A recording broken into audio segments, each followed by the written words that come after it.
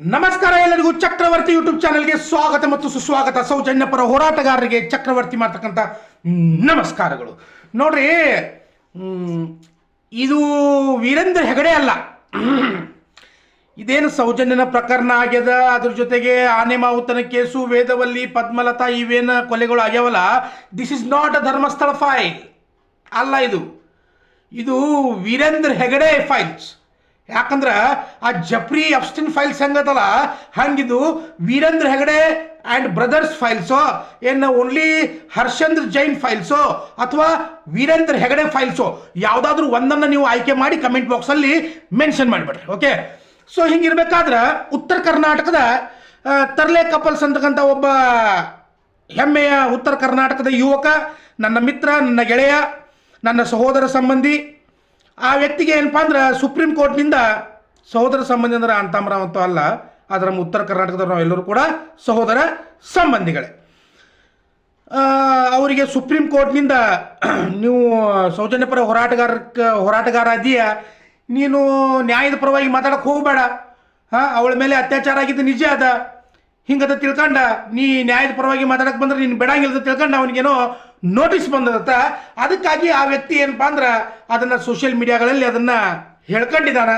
So ಇದಕ್ಕೆ ಸಂಬಂಧಪಟ್ಟಂಗೆ ನಮ್ಮ ಮಟ್ಟನವರು ಸಾಹೇಬ್ರಿ, ನಾನು ಏನು ಅನ್ಕೊಂಡಿದ್ನಿ, ಎಲ್ಲಿ ಹೋದ್ರಪ್ಪ, 3-4 ದಿನ ಆಯಿತು, ಏನು ತಿಳಿವಾತು, ಏನು ಗದ್ದಲ, ನನಗೂ ಟೆನ್ಷನ್ದಾಗ ಕೂತೀನಿ.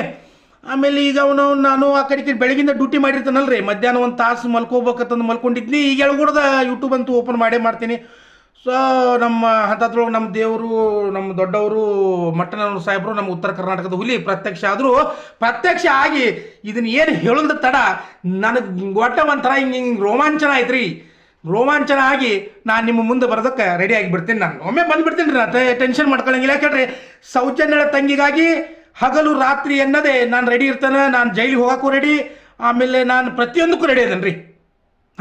ಆ ಹೆಣ್ಮಗಳಿಗೆ ನ್ಯಾಯ ಸಿಗ್ತದ, ಆ ಶಕ್ತಿಗೆ ನ್ಯಾಯ ಸಿಗ್ತದ ಅಂದ್ರೆ ನಾನು any time ready. Because I am Chakravarthi, I am not Veerendra Hegde, I am Chakravarti.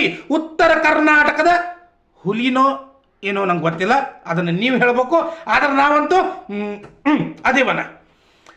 So ತರ್ಲೆ couples ಅಂತಕ್ಕಂಥ ವ್ಯಕ್ತಿಗೆ ಇವರು ನೋಟಿಸನ್ನು ಕಳ್ಸ್ಯಾರ, ನೀನು ಮುಂದೆ ಮಾತಾಡಕ್ಕೆ ಹೋಗ್ಬೇಡ, ಮಾತಾಡಿದ್ರೆ ಹಿಂಗ ಹಂಗ ಅದ ತಂದು ಹೇಳ್ಯಾರ. ಪಾಪ ಅವರು ಕೂಡ ಅದನ್ನ ವಿಷಯಗಳನ್ನು ಹಂಚಿಕೆ ಮಾಡ್ಕೊಂಡಿದ್ದಾರೆ. ಅವೆಲ್ಲ ಇವು ಏನಾಗ್ತಾವಪ್ಪ ಅಂದ್ರೆ ಮಟ್ಟನ್ನವ್ರ ಸಾಹೇಬ್ರು ಹೇಳೋ ಪ್ರಕಾರ ಅಥವಾ ನನ್ನ ಪ್ರಕಾರ ಅಂತ ತಿಳ್ಕೊಳ್ರಿ. ಯಾಕಂದ್ರೆ ನಮ್ದೆಲ್ಲ ನಾವು ಸಹೋದರ ಸಂಬಂಧಿಗಳೇ, ಅವ್ರ ಮಾತು ಒಂದ, ನಮ್ಮ ಮಾತು ಒಂದ, ಅವನು ಬಿಡಂಗಿಲ್ಲ ನಾವು ಯಾರನ್ನು. ಹಿಂಗಿರ್ಬೇಕಾದ್ರೆ ಇವೆಲ್ಲ ಏನು ಮಾಡ್ತಾರೆ ಅಂದ್ರೆ, ನೀವು ಫೇಕ್ ಒಂದು ನೋಟಿಸ್ಗಳನ್ನು ಕಳಿಸ್ತಕ್ಕಂಥ ಕೆಲಸ, ಭಯವನ್ನು ಹುಟ್ಟಿಸ್ತಕ್ಕಂಥ ಕೆಲಸ, ನೀವು ಯಾವ ಮಾತಾಡಕ್ಕೆ ಹೋಗಬಾರ್ದು, ಇವ್ರನ್ನ ಹೆಂಗಾರ ಮಾಡಿ ಕಾಲು ಎತ್ತಕ್ಕಂಥ ಕೆಲಸ, ಬಾಯಿ ಮುಸ್ತಕ್ಕಂಥ ಕೆಲಸವನ್ನು ಈ ವೀರೇಂದ್ರ ಹೆಗಡೆ ಆ್ಯಂಡ್ ಟೀಮ್ ಮಾಡ್ತಾ ಇರ್ತದೆ. ಹೌದು, ಇಲ್ಲಿವರೆಗೂ ನನಗೂ ಯಾವೊಂದು ನೋಟಿಸ್ ಬರಲಿಲ್ಲಲ್ಲ, ಯಾಕ? ನನಗೂ ಟೆನ್ಷನ್ ಆಗದನ್ರಿ. ಏನು ಟೆನ್ಷನ್ ಅಂದ್ರೆ ಏನಿಲ್ಲ, ನೋಟಿಸ್ ಯಾಕೆ ಬಂದಿಲ್ಲ ಅನ್ನೋ ಟೆನ್ಷನ್ದಾಗದೇನು ನಾನು. ಏನು ಡೈರೆಕ್ಟ್ ಒಮ್ಮೆ ನನಗೆ ಹಿಂಗದು ಏನಾರ ಮಾಡೋ ಪ್ಲ್ಯಾನ್ ಆಗದಿರೇನು ಮತ್ತೆ?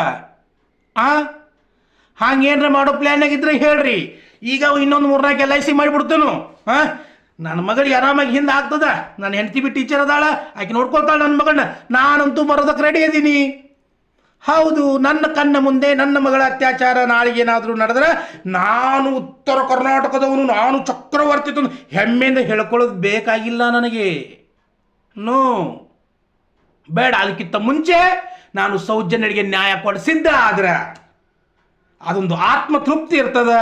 ಕರ್ನಾಟಕದ ಹೆಣ್ಣು ಮಕ್ಕಳಿಗೆ ನ್ಯಾಯವನ್ನು ಕೊಡಿಸ್ತಕ್ಕಂಥ ಕೆಲಸವನ್ನು ಮಾಡೋದ್ರಲ್ಲಿ ನಾನೂ ಕೂಡ ಒಂದು ತೃಣ ಅಷ್ಟು ಕೆಲಸ ಮಾಡಿದ್ದೀನಿ ಅಂತಂದ ಅಷ್ಟು ಹೆಮ್ಮೆ ಇದ್ರೆ ಸಾಕ್ರಿ. ಎಲ್ಲಿ ಕರ್ಕೊಂಡೋಗವ್ರ? ಹಿಂಡಲ್ಗಕ್ಕ ತಿಹಾರ್ ಕರ್ಕೊಂಡೋಗಾರ, ಇಲ್ಲ ಪರಪ್ಪನ ಅಗ್ರಹಾರ ಕರ್ಕೊಂಡೋಗವ್ರ? ಎಲ್ಲಿ ಕರ್ಕೊಂಡು ಹೋಗೋದ್ರಿ? Mister Veerendra Hegde, you are not Veerendra Hegde, you are Jeffrey ಅಪ್ಸ್ಟೀನ್.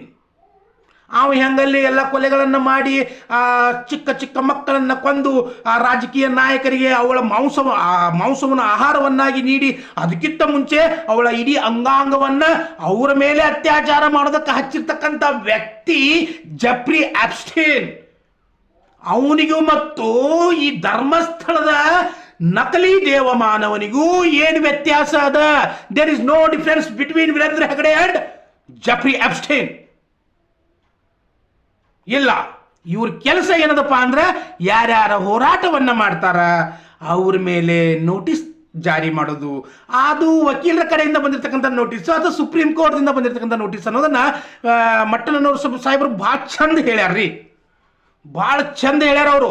So ನಾನು ಹೇಳೋದು ಇಷ್ಟ ಅಲ್ಲ, ಸೌಜನ್ಯ ಪರ ಹೋರಾಟ ಮಾಡ್ತಕ್ಕಂಥ ಪ್ರತಿಯೊಬ್ಬ ವ್ಯಕ್ತಿಯಲ್ಲಿ, ಪ್ರತಿಯೊಬ್ಬ ಹೋರಾಟದ ಮಹಿಳೆ ಇರಲಿ ಪುರುಷ ಇರಲಿ, ನಾನು ಹೇಳೋದಿಷ್ಟೇ, ಯಾವುದಕ್ಕೂ ಕೂಡ ಹೆದರಕ್ಕೆ ಹೋಗ್ಬೇಡ. ನೋಡ್ರಿ, ಸುಪ್ರೀಂ ಕೋರ್ಟ್ ಏನು ಅವ್ರ ಅಪ್ಪನ ಮನೆ ಅಲ್ಲ. ಡಾಕ್ಟರ್ ಬಾಬಾ ಸಾಹೇಬ್ ಅಂಬೇಡ್ಕರ್ ಅವರು ಇಡೀ ದೇಶಕ್ಕೆ ನೀಡಿರ್ತಕ್ಕಂಥದ್ದು ನ್ಯಾಯಾಂಗ ವ್ಯವಸ್ಥೆಯನ್ನ, ಅವರ ಅಪ್ಪನ ಮನೆ ಆಸ್ತಿ ಅಲ್ಲ. ಎಲ್ಲರಿಗೂ ನ್ಯಾಯ ಒಂದೇ ಅದ. ಇವು ಧರ್ಮಸ್ಥಳದ ಅತ್ಯಾಚಾರಿಗಳನ್ನ ಒಳಗಡೆ ಹಾಕುವವರಿಗೂ ಕೂಡ ನಾವೇನಾದ್ರೂ ಹಿಂದೆ ಕಾಲನ್ನ, ಮುಂದಿಟ್ಟಿರ್ತಕ್ಕಂಥ ಕಾಲನ್ನ ಹಿಂದೆ ತಗೊಂಡಿದ್ದಾದ್ರೆ ಒಬ್ಬ ಅಪ್ಪಗೆ ಹುಟ್ಟಿಸೋಳೆ ಮಕ್ಕಳಲ್ಲ, ನಾವು ಇಡೀ ಜಾತ್ರೆ ಹುಟ್ಟಿಸೋಳೆ ಮಕ್ಕಳಾಗ್ತೀವಿ. ಇದು ಮಾತ್ರ ಖರೆ.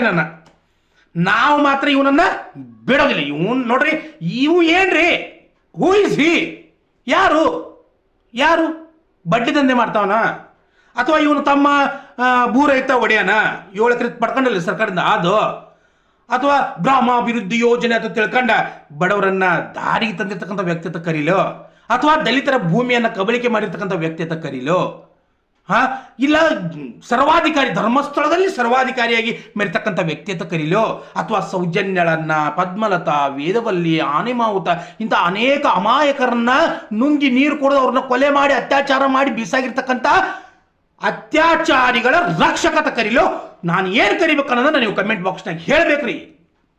ಯಾಕಂದ್ರೆ ಇವ್ರ ಕೆಲಸ ಏನಾಗ್ಯದ ಅಂದ್ರೆ, ನೋಟಿಸ್ ಕಳಿಸಿನ್ಯಾ, ಅಂಜಿಕೆ ಹಾಕಿನ್ಯಾ, ಪೊಲೀಸರ ಮನೆಗೆ ಕಳಿಸಿನ್ಯಾ, ವಕೀಲರ ಮನೆಗೆ ಕಳಿಸಿನ್ಯಾ, ವಕೀಲರಂತೂ ಬರಕ್ಕೆ ಸಾಧ್ಯ ಇಲ್ಲ, ಪೊಲೀಸರ ಮನೆಗೆ ಕಳಿಸಿನ್ಯಾ.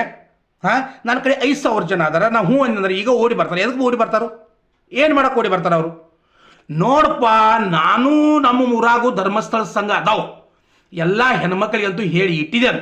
ಅವ್ರು ಒಂದು ಮಾತು ಹೇಳಿದಾರೆ, ನೋಡು ಮಾಸ್ತರ್, ನೀವು ಒಟ್ಟ ತಿಳಿಸ್ಕೊಂಡು ಹೋಗ್ಬೇಡ, ನಿನ್ನ ವಿಷಯಕ್ಕೆ ಏನಾರೇ ಬತ್ ಅಂದ್ರೆ, ಇಲ್ಲಿ ನಡೆದೈತಿ ಸಂಘ ಚಲೋ ನಡೆದೈತಿ, ನಿನ್ನ ವಿಷಯಕ್ಕೆ ಏನಾರೇ ಬತ್ ಅಂದ್ರೆ ನಾವು ಯಾರು ಸುಮ್ಮನೆ ಕೊಂಡಂಗಿಲ್ಲ, ನೀವು ಒಟ್ಟ ತಲೆ ಕೆಡ್ಸೋಕೆ ಹೋಗ್ಬೇಡ, ನಿನ್ನ ಕೆಲಸ ನೀವು ಮುಂದುವರ್ಸು, ನಮ್ಮದು ನಾವು ಈ ಕಡೆ ನಾವು ಮುಂದುವರಿಸ್ತೇವೆ ಅಂತ ಹೇಳ್ಯಾರ. ಮತ್ತೊಂದು ಹೇಳ್ತೇನೆ, ನನಗೆ ನೋಟಿಸ್ ಕಳಿಸಿ ನನ್ನ ಜೈಲಿಗೆ ಹಾಕೋದ್ರಿಂದ ನನ್ನ ಕುಟುಂಬಕ್ಕೆ ಏನೂ ಪ್ರಾಬ್ಲಮ್ ಆಗೋದಿಲ್ಲ, ಏನೂ ಆಗೋದಿಲ್ಲ. ನಾ ಬರೋದಕ್ಕೆ ರೆಡಿ ಇದ್ದೀನಿ, ಆಲ್ರೆಡಿ ಅಂಡರ್ವೇರ್ ಬನ್ಯಾನ್ ಗಿನ್ಯಾನ್ ಎಲ್ಲ ಪ್ಯಾಕ್ ಮಾಡಿದ್ದೀನಿ.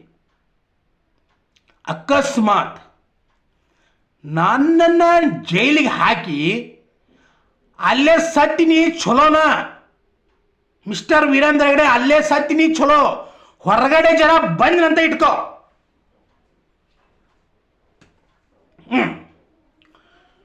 ನ್ಯಾಯದ ಪರ ಹೋರಾಟ ಮಾಡ್ತಕ್ಕಂಥ ಪ್ರತಿಯೊಬ್ಬರಲ್ಲಿ ಹೇಳ್ತೀರಿ, ಪೊಲೀಸ್ ಇಲಾಖೆ ಇರಬಹುದು, ಯಾವುದೇ ಇಲಾಖೆಯಲ್ಲಿ ಇರಲಿ, ಎಲ್ಲರಲ್ಲಿ ಒಂದೇ ಒಂದು ವಿನಂತಿ ಅಲ್ಲ, ಹೆಣ್ಣು ಮಕ್ಕಳಿಗಾಗಿ ನಡೆದಿರ್ತಕ್ಕಂಥ ಹೋರಾಟ ಇದು.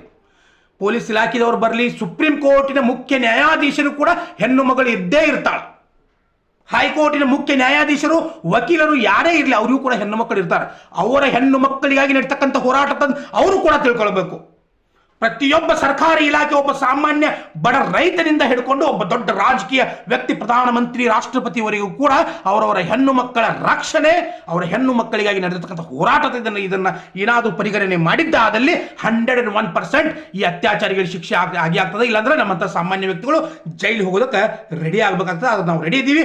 ಸೌಜನ್ಯ ಮಹಾತಾಯಿ ನಿನಗೆ ನ್ಯಾಯವನ್ನ ಕೊಡಿಸ್ತೀವಿ. ಇವ್ರು ಯಾವ ಬೆಕ್ಕದವ ಎಂತ ಬೆಕ್ಕದಂತ ನೋಟಿಸ್ಕೊಳ್ಳಿ. ಮತ್ತೆ ಬರ್ತೀನಿ. ನಮಸ್ಕಾರ ಎಲ್ಲರಿಗೂ. ಜೈ ಹಿಂದ್, ಜೈ ಕರ್ನಾಟಕ ಮಾತೆ, ಜೈ ಸೌಜನ್ಯ ತಾಯಿ.